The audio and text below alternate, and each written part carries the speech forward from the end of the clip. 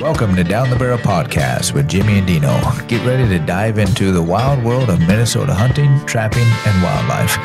We'll be chatting with some folks who protect, manage, and promote the great outdoors. But don't worry, we'll also have some laughs as we chat about guns, whiskey, and anything else that catches our eye. So grab a drink, sit back, and get ready for a good time. Down the Barrel Podcast is brought to you by the Minnesota Deer Hunters Association and Wolf.Report. Wolf.Report, a platform dedicated to elevating the voices of Minnesota hunters, trappers, and outdoor enthusiasts. Join us in advocating for responsible wolf management in Minnesota. Share your reports, photos, and stories, and together we will ensure that they are seen by all. The Minnesota Deer Hunters Association, protecting the future of deer and deer hunting through habitat, education, advocacy, and legislation. Joining us today, we have Jaime, Rockney? Yep. From Chick of the Woods, based out here in Minnesota. Thanks for joining us today, Jaime. Thanks. Yeah, thanks for having me. Mm-hmm. And Jaime, do you consider yourself an expert in foraging for mushrooms? No. No. Other people consider you an expert. It all depends on who you're comparing yourself to. Okay. And then see, I don't know the field, so as far as I'm concerned, you're the expert. Yeah, no, I mean, I know a lot more than most, but then, everything, classes, right? The more you learn, the more you realize you don't know. And so, we don't know a lot here. Yeah, that's for sure. For sure. But you do teach classes with mushrooms, right? Yes, I do. Right. Identification, I suppose. Yeah, I definitely, I know enough to be teaching classes, but what I always say is that I'm teaching about the common edible mushrooms and the ones that are easier to identify. And there are so many mushrooms out there that I don't know, but I've been foraging for 17 years now, so I know a lot of them. But I feel like my brain just isn't capable of remembering all the names of all the little mushrooms that, maybe aren't considered edible, just kind of little ones that pop up. So for, almost everybody, unless they are actually an expert hunter, it works out really well to teach people about the common edible ones, because that's usually what people are most interested in. And, as a beginner, you got to, start with the easier ones. So that's what I focus on. Oh, that's pretty cool. So you're based out of the cities area, somewhere right around there? Yep, I live in Jordan, so most of my classes are within an hour of Minneapolis. Gotcha. Jordan's south of the cities, though, right? Yeah, southwest. Yeah. Okay. Just past Shakopee and Chaska. Okay. I was just in Shakopee last weekend. Yeah. Yeah, I was at Canterbury Park, and then went over to the Minnesota Zoo, and then hit Mall of America. So yeah, we were in the cities for a weekend. Yeah. There's a lot going on in this area for sure. Yeah, definitely. Mm-hmm. So how did you get started with foraging and all that? Well, I actually started foraging when I was about 5 years old. I ended up taking my brother into the backyard, and we ate every single mushroom that we could find growing in the yard. And so, I think it was in me as a young child, but I told my mom about it and she got pretty upset. So I had to take a break from my foraging hobby. Thankfully, it wasn't a break for forever. She gave us, my brother and I, that syrup of Ipecac, which gets rid of all the things that you just ate. So thankfully she did that. And so I took about a 20-year sabbatical from my foraging hobby.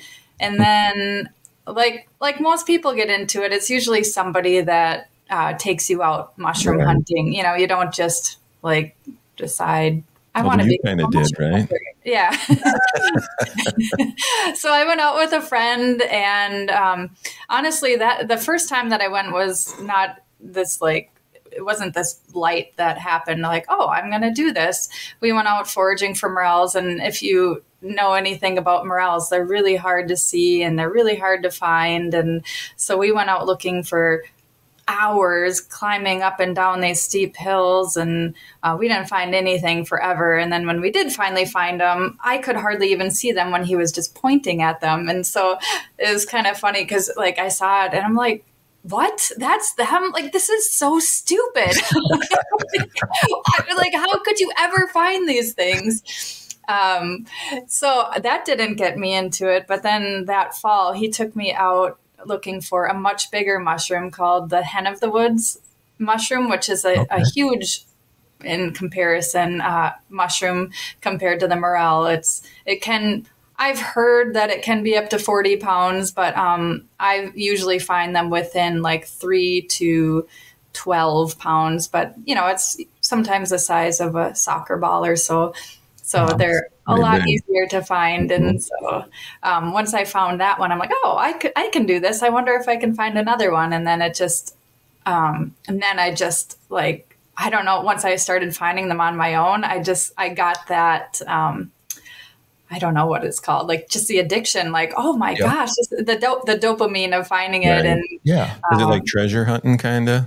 Exactly. Yeah. Like a scavenger hunt or an Easter egg hunt, and so then as I was out hunting for those, of course, I saw other mushrooms and started wondering what those were. And it just domino effect. And I've never been so obsessed with anything in my entire life. It's just ever since then. So that was about 17 years ago. I've been just foraging obsessively ever since then. And it just never gets old. I don't know what it is about mushroom hunting, but every time you find a mushroom, it's just as exciting. Maybe not as my very first time, but it's still really exciting. So is it something you do all year long? Well, not really. There are a couple, there's one main mushroom that you can hunt in the winter called chaga, if you've heard of that. Yep. So that one I don't find a lot around Jordan where I live.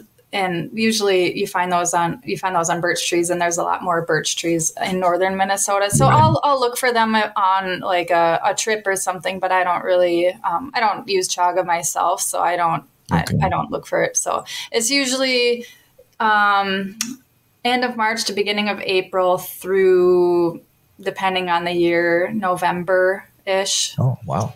Yeah. For chaga? No, I'm sorry. For the foraging. Yeah. Okay. General, yeah. Mm-hmm.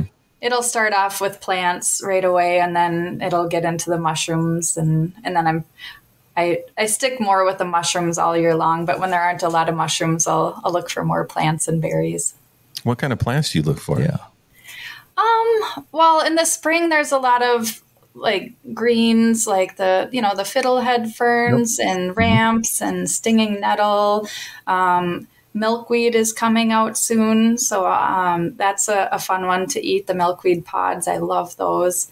And then, of course, berries and fruit and stuff. So, but I much prefer the mushrooms for some reason. That's really my love. Yeah, a little bit more of a hunt, I think, for those ones. Yeah, I think that's right. You just don't know. Yeah, you don't know if they're going to be there, and they're different all the time. And so it is. That's probably exactly it. Yeah, that is pretty cool. I would have never guessed. I'm in the woods all the time, but I guess I never really look for mushrooms or anything to eat. I see them, but I just don't know which ones you can't eat. Right. Yeah. I think that's a true thing too. I remember as a kid, even back home, you go and I don't know, they were big brown and you kick them and dust comes out of them. I know that. And I was like, yep, I'm not eating that one. I like to eat mushrooms, or at least in a can or that you buy at the store. But I've honestly never probably eaten a morel or, any wild mushroom, to be honest. Oh, wow.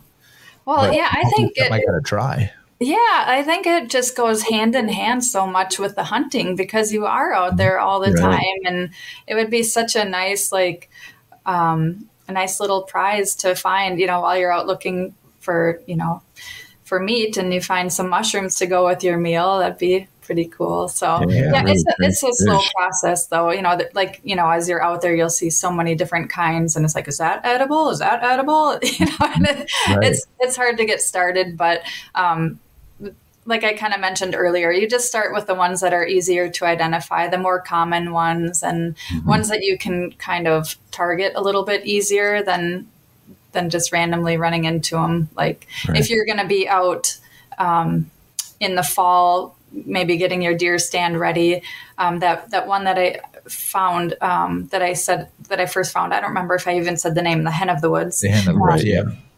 Like that's one that grows in the fall around the bases of oak trees. So, while you're out, you might be like, oh, there's an oak tree. I'll wander by that and see if there's a big. And those are good to eat. Those are really good. What do they taste like? Anything? A little mushroomy, I would say. Oh, that covers it. Crazy. Yeah, that's not. Gosh, I'm. And you can eat the whole thing. The whole thing. You just throw it in a pan and you eat it. How do you cook something like that? This thing is like weird looking. Oh yeah, I'm looking at the magazine. I'm looking at the Pinterest magazine, and you got a picture of a huge hen of the woods. Yeah. Yeah, it's like a tannish brown mushroom, and they call it hen of the woods because if you can kind of picture a chicken, like with its feathers ruffled up, like it's kind of fluffing its feathers up. That's why they call it the hen of the woods. And the one on the cover, which one is that? So that's the chicken of the woods. Chicken of the woods. Yeah, that one you think you'd be able to see really easy because that's a bright colored mushroom. Yes, and that's, that one obviously is like really distinct. So that's one that's really easy for beginners to identify. Mm-hmm. The chicken. And that one they call that because it actually kind of tastes like chicken. Like really? I've actually kind of fooled people into it, or they'll take a few bites and you can kind of pass it off as chicken. You would use it any way that you would use chicken. My simple go-to recipe is always to just saute up the chicken of the woods. And then just add buffalo sauce. Like if you have a pre-made sauce or whatever, and then get that coated with the buffalo and then dip it in blue cheese. And it is so good. And I think it's I would say it's honestly better than real chicken because it's a little more tender and like juicy than, chicken can sometimes be dry, but the texture is very similar. I'm just kind of a lazy cook, but that's an easy one. I'm going to have to go look in the woods after this and see.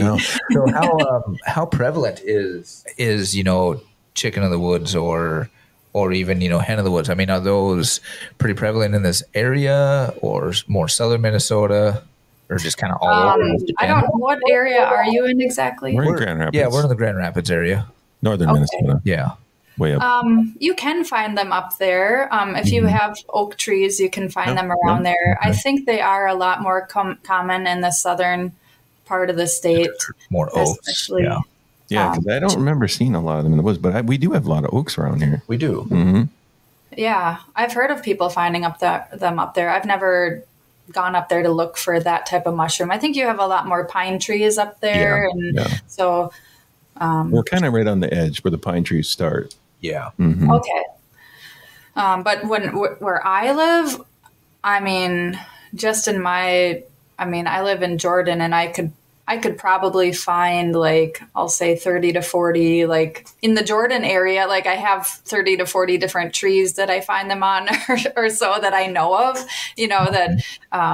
so they're pretty common. And when you find one, if it might be, like I said, it could be 3 pounds, pretty easy. I've found them maybe I think 17 pounds is the biggest one that I found. Wow. That was a tree last year, actually. So it had two hen of the woods that were each 17 pounds, give or take a pound. Wow. And then there was another or 2 more smaller ones. So just that one tree gave me 35 pounds of mushrooms. Wow. So how much mushroom do you eat a meal? I mean, is it similar to meat? So you get 35 pounds of meat. You eat a pound of mushroom for a meal? I mean, is it comparable? Well, a lot of times, yeah, you can, substitute mushrooms for meat, with that chicken of the woods, just however much chicken you would eat in a meal. Really? You could make a chicken sandwich and stuff. When you first start eating a mushroom, there are some that are more sensitive to certain people than others. If you compare it to, I always say to peanuts, there's a lot of peanut allergies out there, but if you compare that to maybe an apple, I don't know anybody that's allergic to an apple, so there's certain mushrooms like that chicken of the woods that makes more people sick than, let's see, a a pheasant back mushroom or a bolete mushroom. Morels actually cause people to get sick Really? fairly often, or more often than So when you say others. sick, what do you mean? Like throwing up or just Yeah, it's coming out all the holes. other issues? Yeah. Yeah. Not everywhere. Kind of like Taco Bell. Yeah. Yeah, It's like the Taco Bell of the woods. Yeah. yeah. So it's not going to kill you. But I have heard that it does make you feel like you want to die. But I mean, I'm not allergic to any, but some people can develop allergies over time. Yeah. Especially morels is one where people love morels, and then all of a sudden they get sick from them one time and they know how good they are. So they're going to go back and try to eat them again, like, well, maybe I'm not that sick. And then I think it sticks with you for life, or with most people, you just can't eat them the rest of your life. Oh, man. But yeah. That would be sad. I know I'm a slow learner when it comes to food like that. As a kid, it was like spicy food, all the time, salsa. And then the older I get, the less I can eat of it. But you know what? I like it. So I don't care. Just suffer. Right? I'm gonna eat worth it. It don't matter. Yep. Yeah. I just suffer, but I deal with it.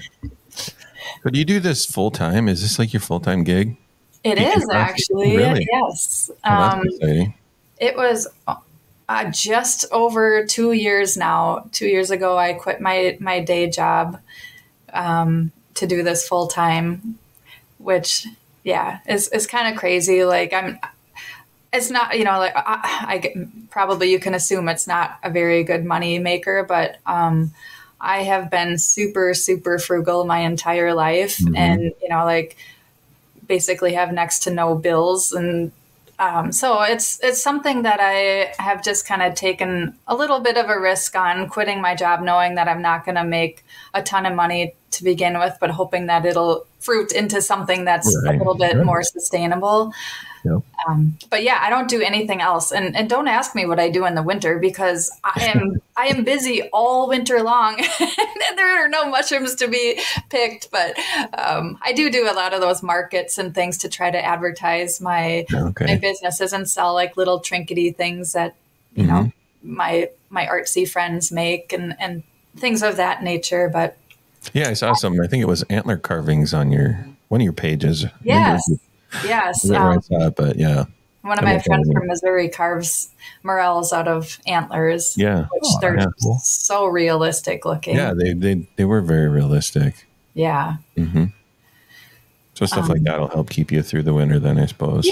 Yeah, a little bit. I'm more looking for people to take classes. So by far, the classes are the main part of my job, and the main way that I can make. So you take people right out in the woods then and help them identify things they should and should not eat? Exactly.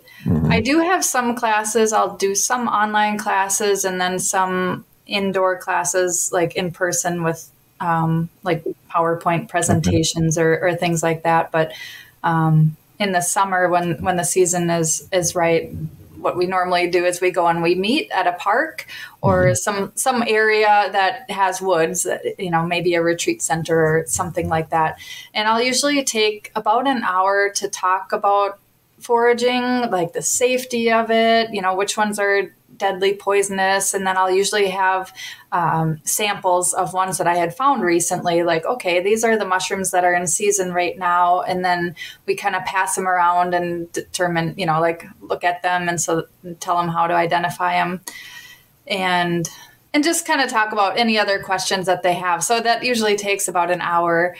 And then we go out into the woods and then we find, look for those mushrooms, but then also find a lot of other mushrooms while we're out there. So we'll just kind of identify them as we go. And I like to stress too about how to find the mushrooms. So there's certain mushrooms grow with certain trees. So if everybody's heard of the morel mushroom, and that one grows with dead and dying elm trees. So while we're out on the hunt, I'm like, okay, here's a perfect looking elm tree that you can expect to find morels, because if you look at it, there's it's dead, but most of the bark is on it. And, you can tell it's an elm because of this, that, and the other thing. And so I like to really make it so people know what to do rather than just kind of walking blindly through the woods and just identifying the mushrooms, knowing how to better find them too. And then, so we usually do that for a couple hours or so. And then we come back and people will have their baskets, and we'll kind of go through the baskets again. And if there are any mushrooms that we didn't talk about, or, a lot of times the group gets split up and they, people might be out of sight and they picked different mushrooms that nobody else saw. So we'll kind of go through those and show the group, and then, and talk about maybe how to cook them. And a lot of times I'll do a wild mushroom tasting too. So I'll bring mushrooms with and cook them and stuff right in front of them so they can try the mushrooms that are in season. And that's kind of the main thing that I love to do the most. Gosh, it's really a dream job. I can imagine. How many classes do you do a week or a year? A year even? Well, it depends on the season. Okay. So everybody wants to find morels. So May is by far my busiest month. And I might have 3 to 4, usually no more than 4 classes a week. Which maybe that doesn't sound like a lot, but there is a lot of preparation that goes into it because I have to scout places, and I like to just make sure that there are some mushrooms, here and there. I have ideas of where to bring them. So, I would say 4 is on the high side, maybe occasionally in rare circumstances more. But then June, right now it's June, and usually mushrooms are pretty slow in June. We just happen to have gotten a ton of rain, so there are a lot of mushrooms out there, but not a lot of choice edible mushrooms. So I don't schedule any mushroom hunts in June. Okay. I'll do other things like tree identification classes or berry identifications, or I was going to do a black walnut harvesting class, but I guess nobody wants to learn about that, so that got canceled. And then July through October is another really busy time. That's when the real mushrooms come out. That's when there's just so much diversity and abundance that comes out in those months. So then it's more like 2 times a week or so that I'm doing classes then. So do you do classes showing people how to prepare them and cook them too, just specifically for cooking classes? I haven't done a cooking class besides the cooking that I do at the end of my little hunts, which is, excuse me, usually just sauteing up in butter and garlic and, a simple recipe like that. I would like to do that at some point. I myself am not a natural chef by any means. Okay. So I have some friends that are good chefs. So I should really learn from them and put on these classes, because I've had a lot of people asking about that. And right. Because that's one thing I wouldn't know. Right. Or even, what, mushroom would go good with, this, meal, like steak or, a burger or anything like that. I mean, that'd be really kind of neat. What would, Or is it chicken, or is it some mushroom kind of thing? That'd be cool too. Yeah. Well, we do talk about that at the end of the class. So usually if you go out hunting, you end up finding, usually there's 1 to 4 or 5 different mushrooms that you find in larger abundance where people are going to actually go home and cook them. So then I'll always give suggestions on, this is what I do with this one. But I need to add that to the list. For sure. How long do mushrooms keep after you collect them? I mean, do you need to, obviously they're in the wild, but do you need to refrigerate them after you cut them, or can you in a cool, dark place, or, so I always recommend, if you're just going to store them and cook them, eat them fresh, put them in usually a brown paper bag, like a grocery bag, and a damp paper towel. Put that in the bag and seal it up and store that in the fridge. And they should, depending on how fresh the mushroom is and a few factors, I would say anywhere between 5 days to 2 weeks is probably about what you can expect. Some are a lot hardier than others, and you could get a little bit more time out of them. But Otherwise, most mushrooms, like you have to preserve them in some way. Like I had mentioned that one tree with that hen of the woods that I found like 35 pounds with, that's an obscene amount to eat before it goes bad. So if you don't have enough friends or, people to take it, a lot of times, like I'll be like, oh, I got all these mushrooms. Do you like some mushrooms? They're like, oh, are you sure they're okay? Or like, and then like you ask like, well, what do you do with it? How do you cook it? So even though like they know I do this for a job, they're still a little bit leery of like, there's that crazy mushroom lady trying to give us mushrooms again. Trying to give me more mushrooms. But so preserving is pretty important in the foraging world, as like with hunting, you get a deer and you can't eat the whole thing. And with mushroom hunting or foraging, I'm sorry, I keep talking about mushrooms, but I do forage for other things too. But, there's a lot of times you go out and you don't find anything. Like there's absolutely nothing, and you'll spend hours or days, going out and then some days you'll find a handful, and then sometimes you find the mother lode. So some mushrooms are better like sauteed and frozen and put in like a vacuum sealed bag, and some are better dehydrated and gotcha. So, So is there any really poisonous mushrooms in Minnesota? I mean, like will kill you kind of mushrooms? Yeah, we do actually have. There's two main deadly mushrooms that I talk about, and there's one called the destroying angel. And so that's a fairly plain looking mushroom. It's a white gilled mushroom that grows on the ground.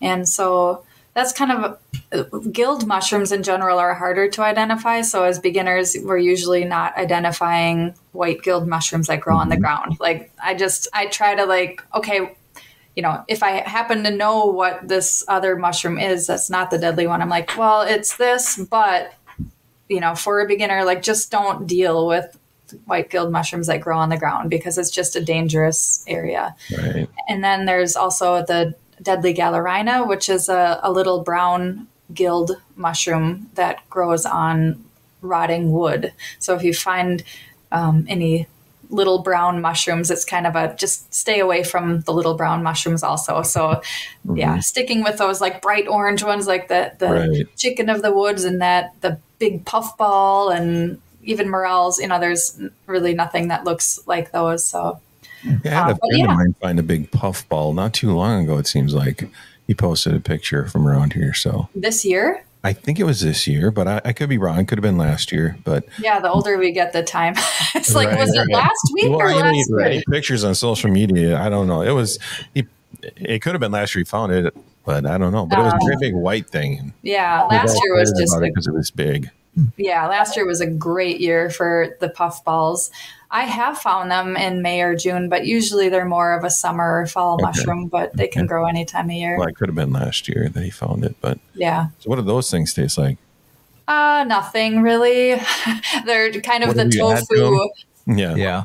Tofu of the mushroom world. So that's probably one of my least favorite flavor wise. And it's not even that it's bad. It's just not good. So it's one that you would use to get other food into your stomach. And I say that like, so I use it as a pizza crust. So I'll cut it like a plate, maybe like about an inch thick. So I've got a big round plate, and then I put olive oil on that, bake that till it's just browned. And then I'll put my pizza toppings on it and then put it back in the oven.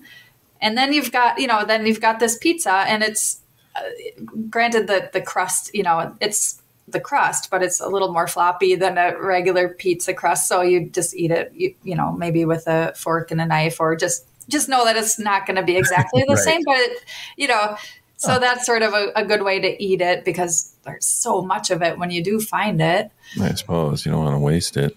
Yeah. And you can bread it and fry it. And that's always a good way to do it too. Or I make bread. I'll make bread slices out of it, just kind of any way to try to utilize it. Have you toasted it? Can you toast it? Not in an actual toaster, but yeah, I haven't tried that yet anyways. Might start a fire, but You gotta get creative. What's the nutritional value of a normal mushroom? I mean, is there nutrition in a mushroom? Yeah. Growing up, I think we're close enough to the same age. Like I don't know, we always heard that mushrooms had no nutritional value. It's just kind of like this void. Filler. Yeah. Just a filler. Yep. But yeah, it's always something that's also something my brain can't remember for some reason. But a lot of mushrooms are very nutritious and very medicinal. So if you've seen, like, there's all these supplements that are coming out now. Right. That are good for, some are good for cancer, some are good for your memory, some are good for arthritis or your immune system. So just kind of like with different vegetables, they have different nutrients in the different mushrooms. So, is there some in Minnesota that are more medicinal than others? Yeah. Do we have like turkey tail mushrooms in this state? Yes, I see turkey tail all the time. You do? Okay. I've heard that one is pretty medicinal. Yeah. Turkey tail, and if you've heard of lion's mane. I have, yeah. I've heard of that one. That one is a little bit harder to find, but it does grow here in Minnesota. That hen of the woods is also known as maitake. So maitake has a ton of medicinal benefits. Chaga, as we mentioned earlier, is another one. And reishi, however you want to say it, that one we don't really have in Minnesota as much. That one, the good one, grows on hemlocks, and we just don't happen to have a lot of hemlocks in this state. But so we've got most of the good ones out there. Do you go out of state and forage for everything as well, or when you're? I have, but it's usually more like a vacation. Like sometimes. Well, I like foraging no matter where I go. So like I went to Hawaii last year, and a friend of mine asked me to go. So I didn't like go to forage, but as soon as I knew I was going, I was like researching. I found a forager, Sunny Savage, that lives on the island of Maui where we went. So I hired her to take me out 2 different days because it's such a different environment. And, I don't know the trees, I don't know the plants. So I learned so much going out with her. And then sometimes if I go to Florida, I'll just kind of like try to find some stuff. Even like I was going to the beach one day and there were these plum looking things. I can't remember. Maybe they're called coconut plums or something. So, like I'm just always looking no matter where I am. I'm like, oh, I wonder if that's edible. And then I'll try to pick it. And so usually my normal foraging is Minnesota and Wisconsin. Okay. Yeah. I mean, it's just such a great area to forage. And I haven't ever been out west like Oregon and Washington and California, but I would like to get out there. I say that every year. Like this winter, I'd like to head out there because you can pretty much forage all winter long out there. Yeah. Oh, that's pretty cool. I guess I never would have thought. I'm going to have to start looking when I'm down home and see what I could, forage down there. I know there's, we got a ton of oak trees and stuff like that. So he I know means there's Kansas, mushrooms. by the way. Yeah, Kansas. Kansas. Sorry. Oh, okay. There's trees there? Kansas. Yep. There's a few where we are. Yeah. I know, it's crazy. Yeah. What kind of trees are those mostly down there? A lot of cedar trees, but we do have a lot of oak. Yeah, I guess a lot of what I saw was oak, I think. Yeah, yep. We have a lot of oak. So, and I've seen mushrooms and obviously we have berries and everything else. But I guess I'm gonna have to start walking around and go, what can I eat?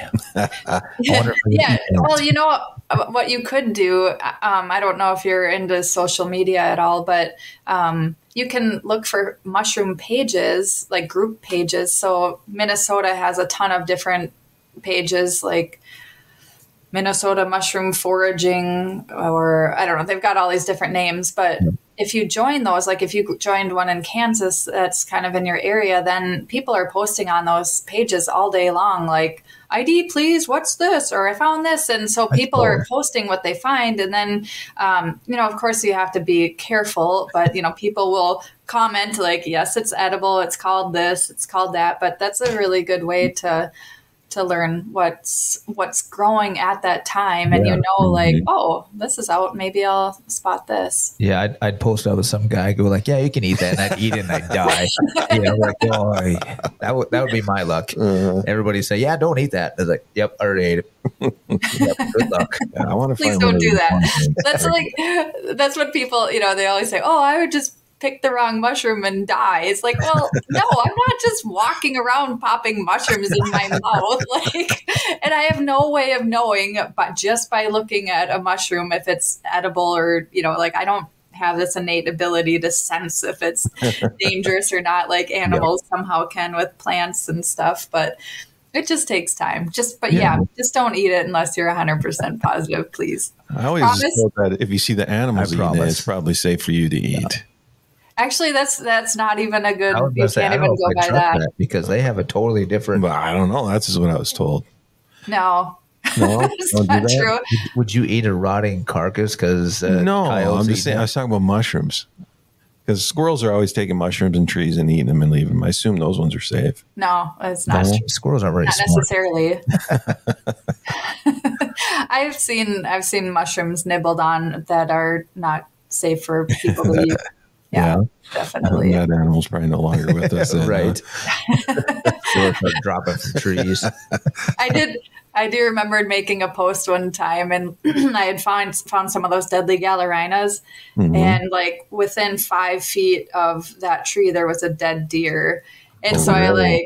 I did a photo or a video of like the mushrooms, and I'm like, see, look, this deer ate the wrong mushrooms. It's not true. I mean, I don't know if the deer ate it, but it wouldn't have just fallen over and died within a minute anyway. Yeah, exactly. It takes like a good week or so to kill you. Oh, jeez. So I got a few more days left. Oh, that's pretty cool. Mm-hmm. I'm just kind of looking to see here. Mm-hmm. So I have to bring it up. Magic mushrooms. We saw it at the same time. Did we? We did. I know. I just wrote it down because do they grow in Minnesota?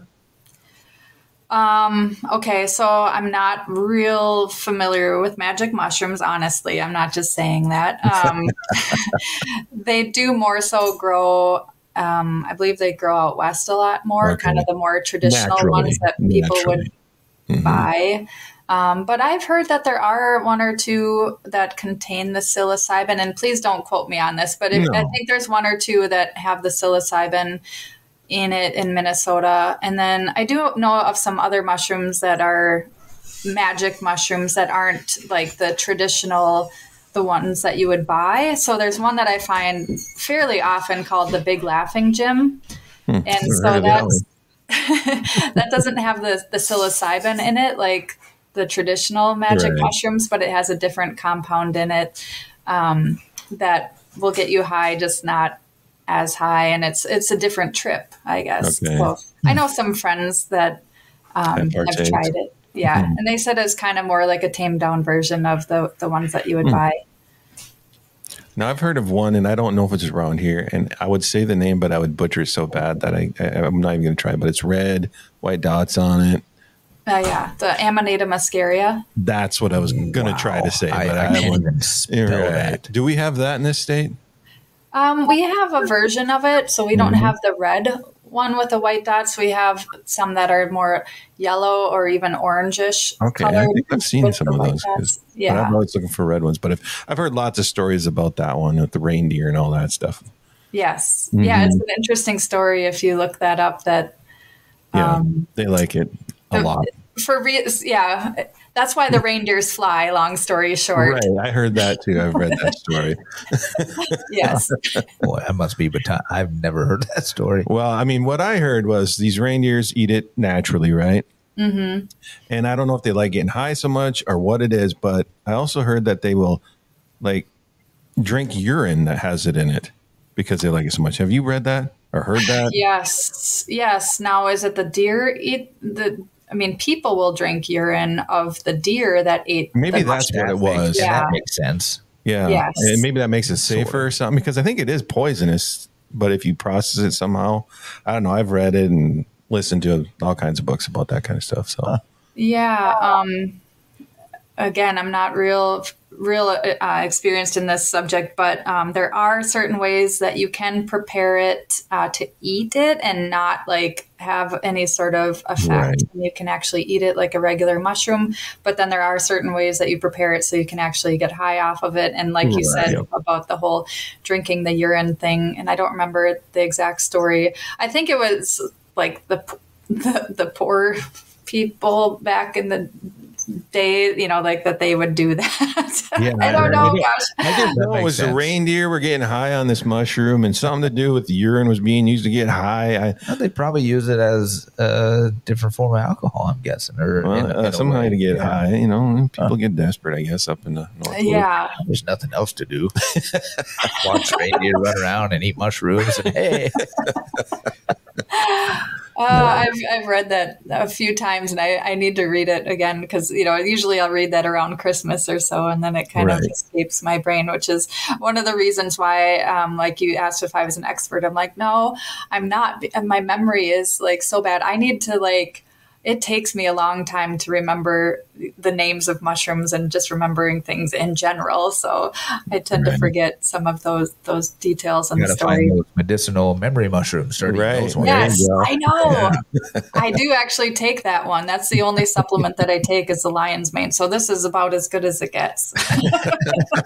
I need to start taking that one. That's for sure. It is I'll say it's the one supplement that I've taken where I feel like I can actually tell a little bit of a difference. Really? And it's not like it made me smart or anything, but it's just like a little bit better. Like my words come out a little bit more fluently. Like before, like when I'm not taking it, I really stutter and stop and try to search in my head, what's that word? What's that word? Which I still do a lot, but not as much. And I don't know, things just flow a little bit better. I've got to start taking that so I can sound smarter.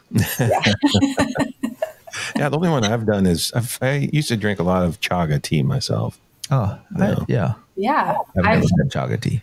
I've heard people swear by it. I haven't experimented with it very much. Do you remember if you could tell a difference? Honestly, I don't remember. I don't even remember why I started to try it, but I know we got a bunch of it given to us, and I just decided I'm going to start making chaga tea. So I would literally break it up, boil it up, and just filter it out and drink it. Yeah. And I did that for a few months, but I don't remember, honestly, to tell you the truth, what I was trying to remedy or why I was doing it. But and then, the thing is, once you start learning more, then you hear, one side says, yeah, it's going to cure, I can't even remember what chaga is good for.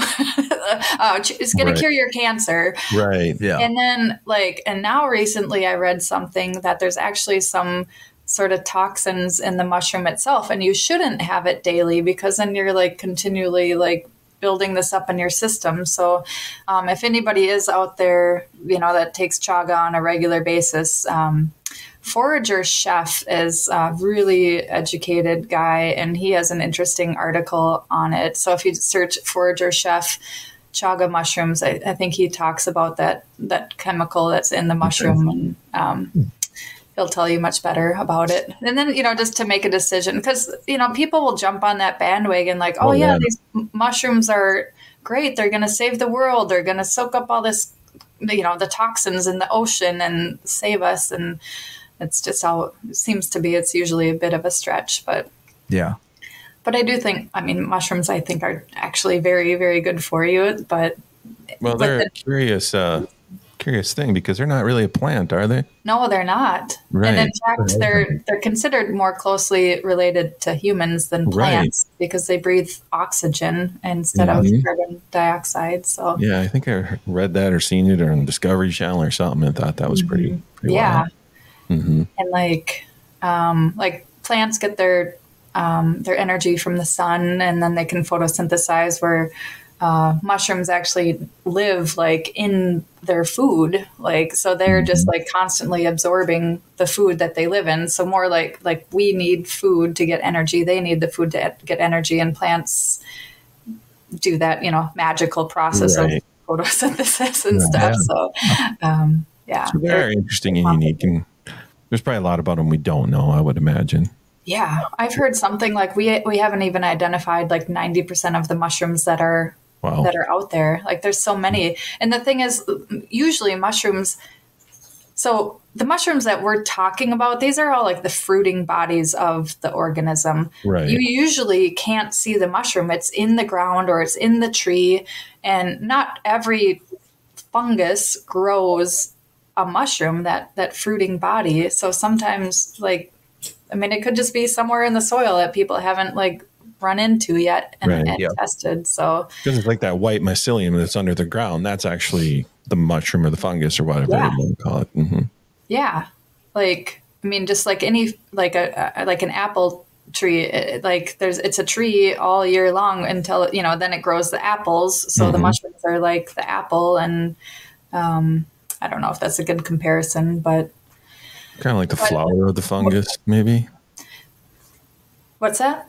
Is that like the flower? Would it be like the flower or would it actually be the fruit? Well, it's more like the fruit. It's the fruiting or body. So the mushroom, its sole purpose is to like grow and spread the spores. So like it's like the spores are like fruits, seeds and stuff. So they grow, they spread the spores, and then they just kind of die off, and they've done their duty.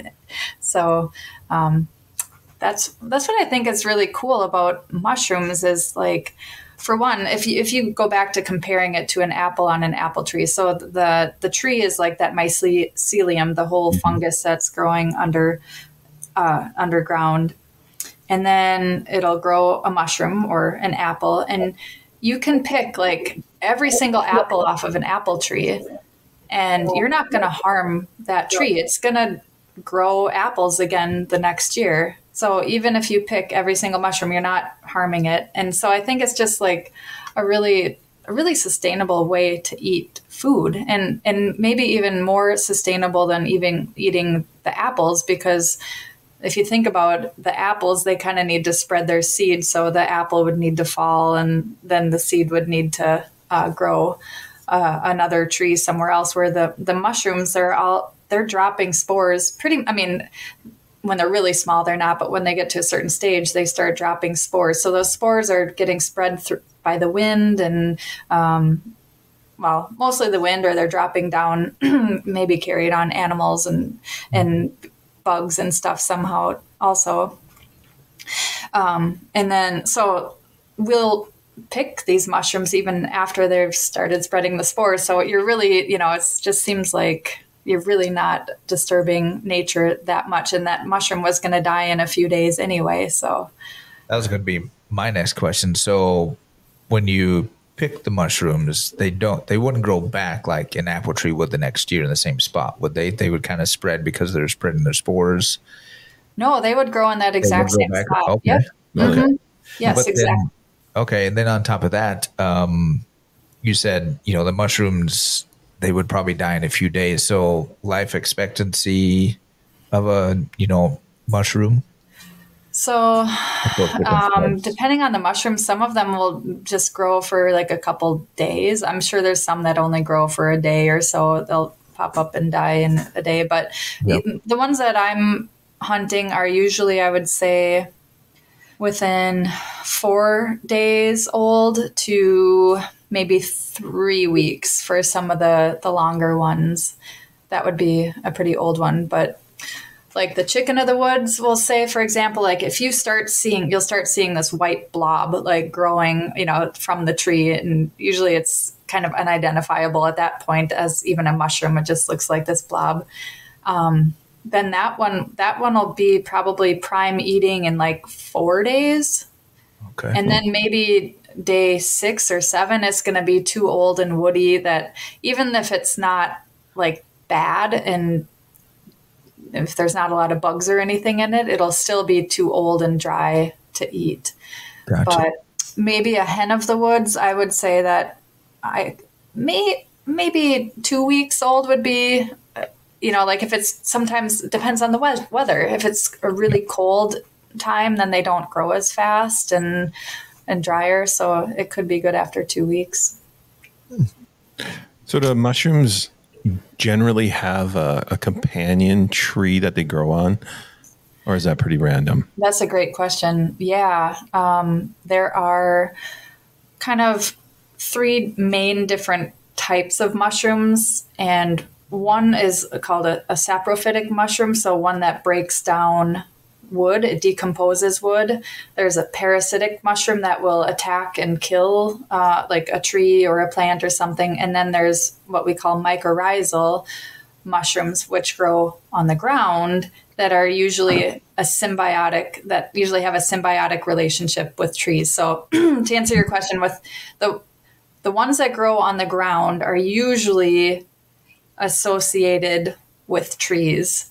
And they actually they kind of feed each other. They'll connect to each other's roots, like the mycelium will wrap around the tree roots and they exchange nutrients back and forth. So a lot of times, what I'll say is like, you're not actually mushroom hunting, you're tree hunting. So you look for that tree and then you pick the mushrooms. Of course, it doesn't mean the mushrooms are going to be there, but there's always usuallys and whatever. Right. So many cases it's associated with a tree. With a tree type. Yeah. And Some of them will be associated with several types of trees. Okay. It might be like the morel might be around elm or cottonwood or oak or aspen, so there's a variety of trees that they will grow with. And sometimes it's different species are associated with different trees. Okay. Yeah. Have you seen any around the same maple trees? We have a lot of those around here. That's like, I kind of joke. I'm like, maple trees are worthless. Come on, now, my pancakes taste so much better with those.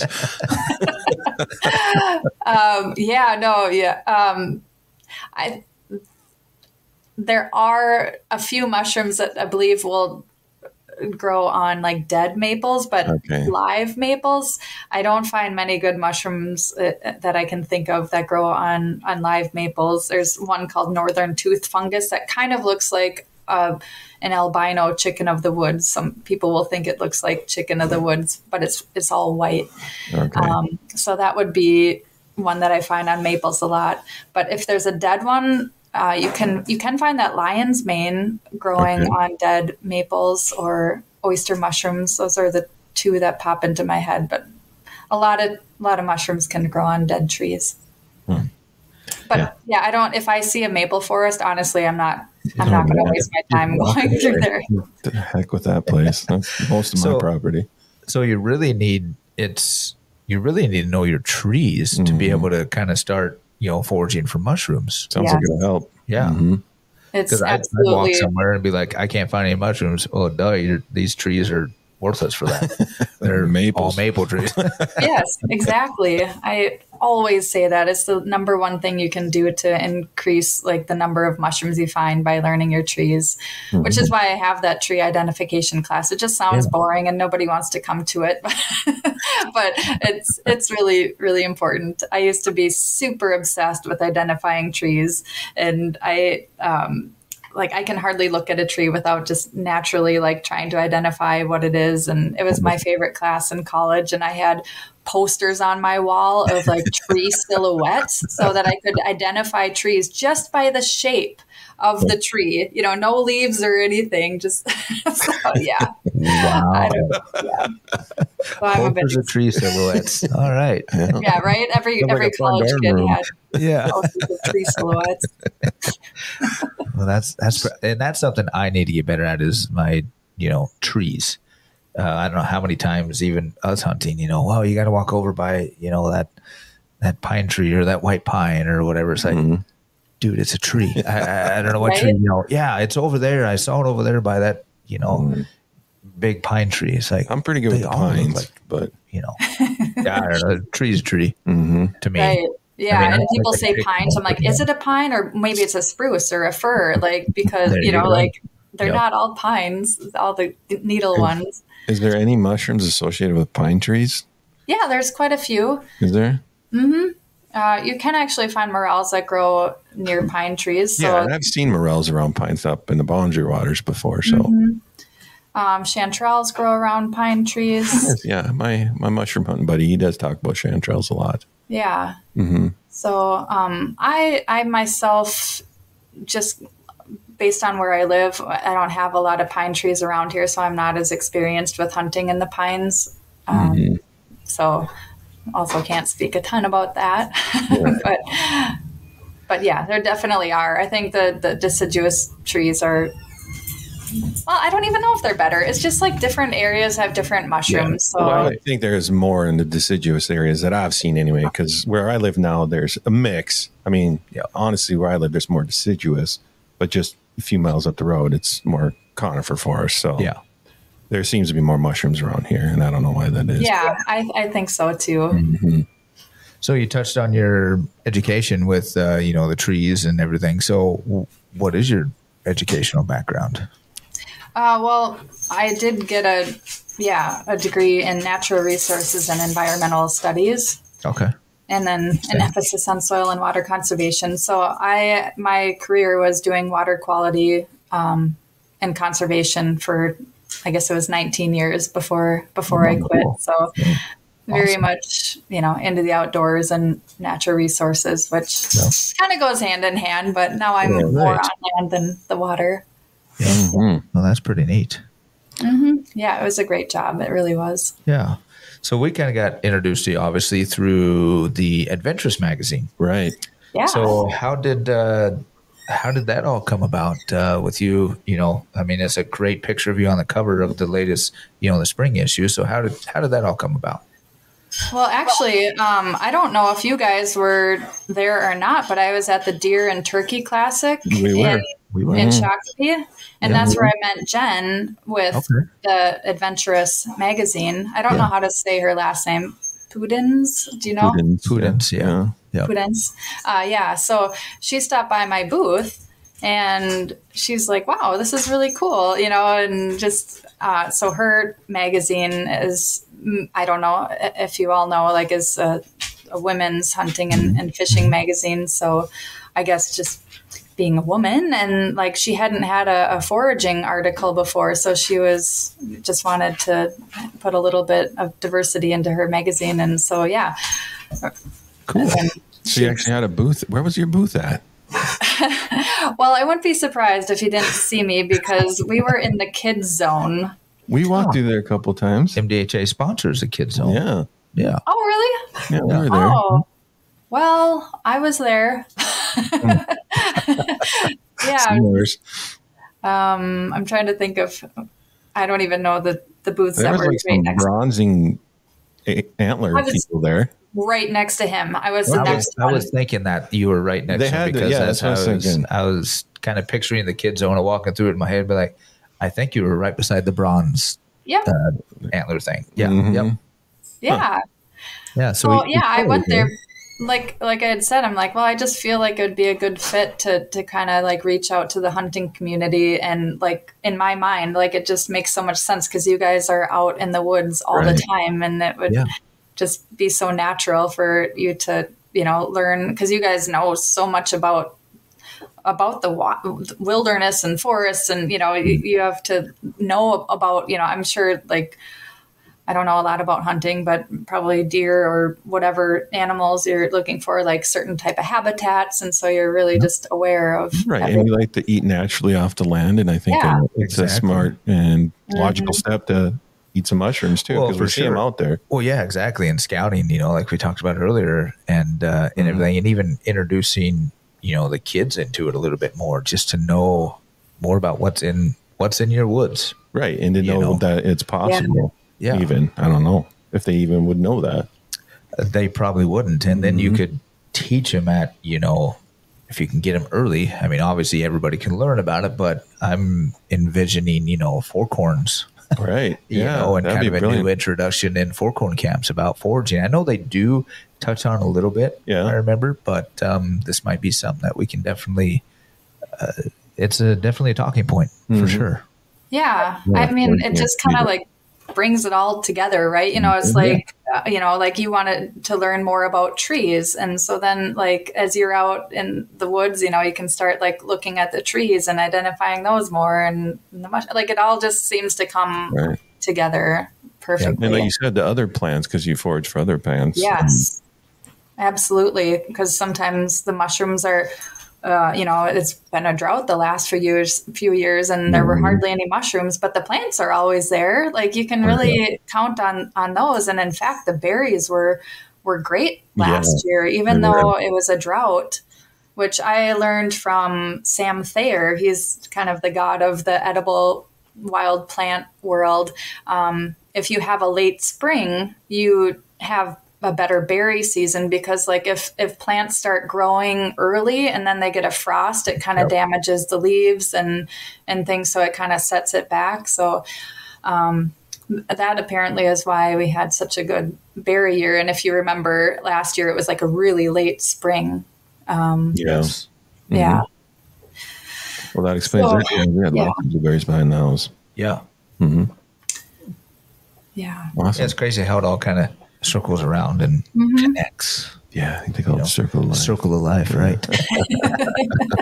That's where we play that music in the background. The Lion King, yeah. Yep, Lion King.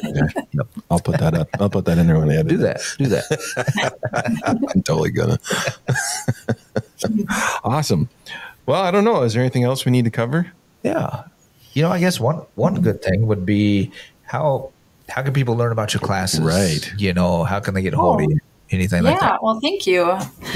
So I do have social media pages. So if you're on Instagram, it's Chick of the Woods with periods in between. But Facebook has some events and my website. So Facebook is Chick of the Woods. And then my website is chickofthewoods.com. And so all my events are on my website. So that, long story short, go to my website if you want to see what classes I'm offering. I have some on my Facebook event page as well. But that's the best place to find me. And I do also do private hunts as well. I should just mention that, like, maybe if I imagine hunters have like land that they hunt on all the time. If you can have me come out and we can go to that land and like scope it out at, whatever time of year. Like I said, if you're doing your prepping deer stands in August or September, I don't know, maybe we could go out at that time and see what kind of mushrooms and even trees and plants and berries and what you have out there to kind of learn more about what land you're on more often, or otherwise we can also go to local parks that you might want to frequent more often. Can you forage on public land? Yes. State land, I should say. State land, yes. All state land, pretty much all state land except for scientific and natural areas are good. So parks, state parks and state forests and what management areas and things like that. It gets a little bit more tricky as you go down the line to like counties and cities all have their own rules. Okay. And so you do kind of have to read up on that. I know you can't forage anything at Three Rivers Park Districts or City of Minneapolis or Dakota County for the metro area folks. But I should clarify, pretty much no public land allows foraging of plants. So you can usually harvest mushrooms, nuts, and berries. So kind of like what we talked about, when you pick the mushroom, you aren't actually harming the organism. It's going to grow back the next year and so forth. But when you harvest a plant, especially if you're digging it up by the root, like you're removing and killing the plant. So there are definitely ways to sustainably harvest plants, but they just cut it off at no plant harvesting. Yeah. Well, that's good to know. Yeah, I've never heard of any regulations up here where you couldn't, but I know I was reading the article. I know that was mentioned in there. Right, yeah. So I never would imagine that they would have outlawed foraging.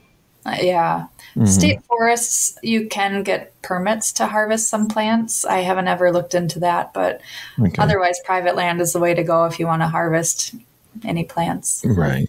Yeah. Well, I think it'd be a good thing to do for, private landowners, when they go out, to know what trees they have and obviously just to see what's on their land, that they can forage for. Right. I mean, I think it's a great idea. I think on to something there. So I'm totally going to go around. When's the best time to find the chicken of the woods? Oh, that's a tricky one, actually. Yeah. So that one can grow, I will say, May through October. Oh, wow. So this is the thing. Like a lot of times mushrooms have certain seasons. So morels typically grow in May in this area. in metro area.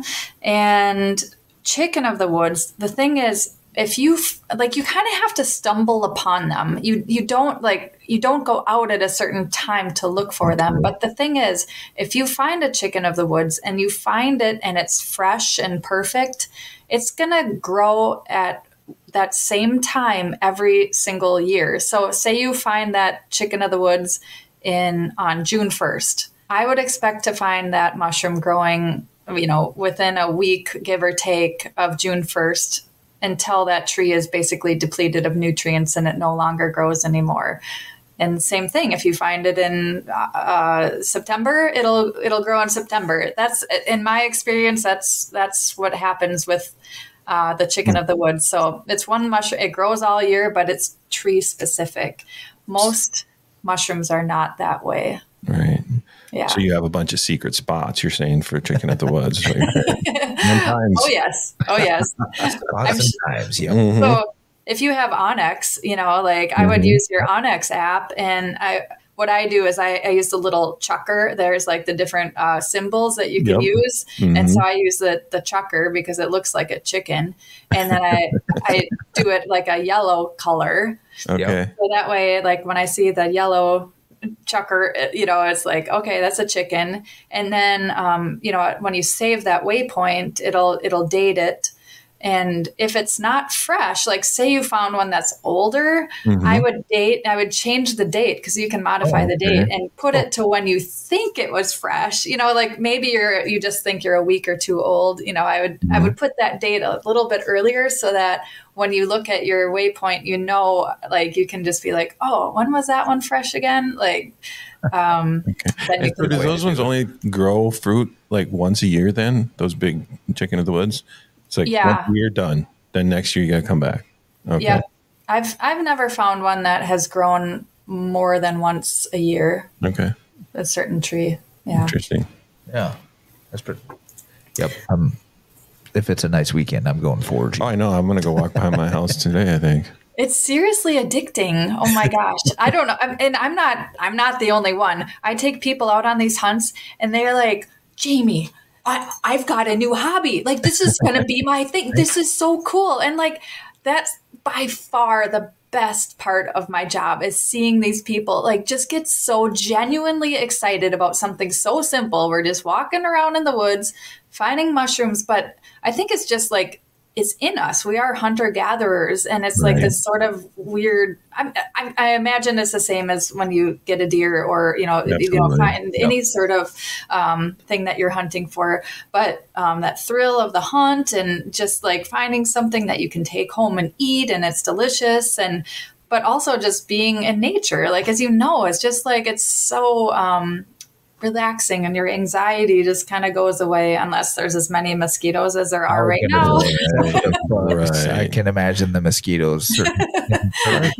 Probably some ticks, I'm assuming. Do you guys have wood ticks down there? Yeah, it's kind of getting to the end of the season for that, so I haven't found any lately. They're usually just bad in the spring, and then kind of disappear for the summer, and maybe come back a little in the fall. But right now, they're not too bad. Yeah. Cool.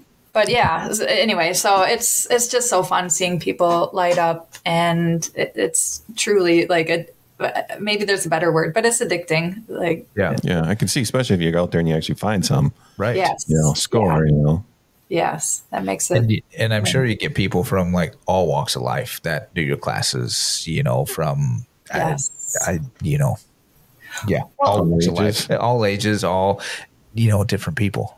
Yeah, well, absolutely. I mean, there's some people that are just, like, I'll just say like kind of hippies, they just want to live, on the land. They're already into nature, and this is just like kind of adding to their thing. But there's also some people that know nothing about it, and it's just so foreign to them. So they'll sign up because they're like, what? You can walk in the woods, and, it's like, so you don't have to be a nature person to enjoy this. I had one girl that came, and she looked like she was straight out of a Vogue magazine. She was so beautiful, and just like dressed really nice. Not like wearing inappropriate clothes for the woods or anything, but she just whatever. And we're doing intros, and I'm asking like people, I'm like, okay, so who's been mushroom hunting before? And then, or maybe